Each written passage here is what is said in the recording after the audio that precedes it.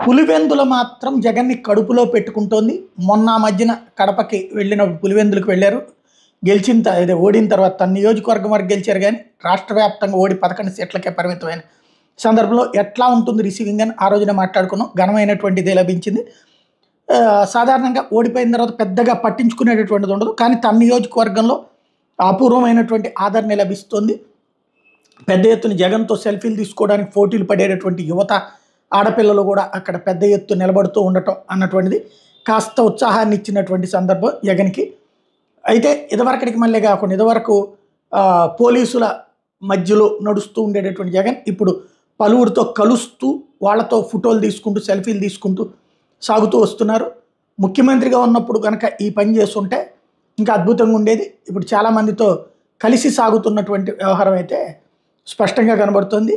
అలాగే కొంతమంది వచ్చి ఈ మొన్న పెన్షన్లు ఎత్తేసారన్నటువంటి పాయింట్, ఇట్లాంటి వాటి కంప్లైంట్లు చెప్పినప్పుడు మాట్లాడదామని చెప్పుకొచ్చారు. ఖచ్చితంగా అసెంబ్లీలో ప్రస్తావిస్తానన్నటువంటి విషయం కూడా వాళ్ళకి హామీ ఇచ్చుకొచ్చారు. ఓవరాల్గా చూస్తే జగన్కి ఆదరణ అయితే కొనసాగుతూ ఉంది. ఇప్పుడు జనంలోకి రావడం అన్నటువంటిది మరొక మంచి కాన్సెప్ట్.